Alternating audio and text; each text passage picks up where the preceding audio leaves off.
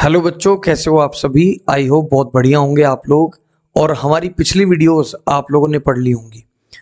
बच्चों, आज की वीडियो में हम लोग आप लोगों को प्रोकैरियोटिक और यूकैरियोटिक सेल्स के बारे में बताने वाले हैं।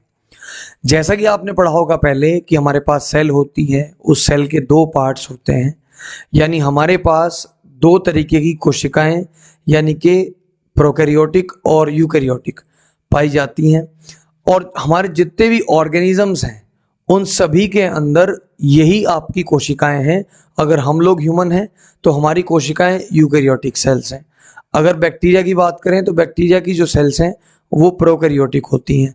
तो बच्चों, थोड़ा सा डिफरेंस इसके बारे में ही जान लेते हैं कि आखिर ये चीजें हैं क्या। जब भी हम प्रोकैरियोटिक की बात करेंगे तो प्रोकैरियोटिक में प्रो वर्ड जुड़ा हुआ है, जिसका मतलब होता है आध यानी कि आधा। कहने का मतलब है कि प्रोकैरियोटिक सेल्स में वेल डिफाइंड न्यूक्लियस नहीं मिलता है, यानी इसके सेंटर में आप लोगों का न्यूक्लियस नहीं होता। अगर सेंटर में न्यूक्लियस नहीं होता तो फिर कहाँ होता है? तो इसकी पूरी सेल में आपका न्यूक्लियस फैला रहता है, यानी छोटे छोटे पार्ट्स में, यानी कंप्लीटली सेंटर में नहीं होता।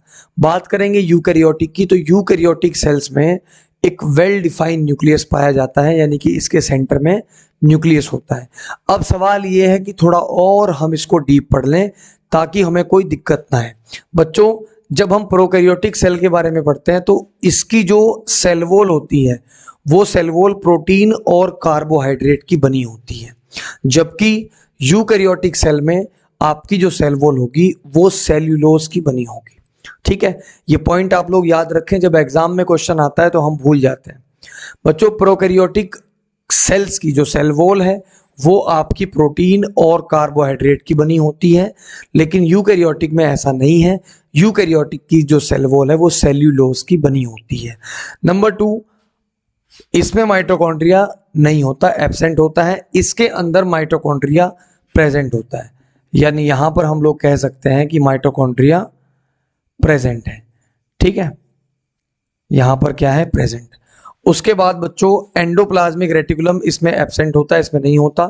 और इसके अंदर एंडोप्लाज्मिक रेटिकुलम भी प्रेजेंट होता है।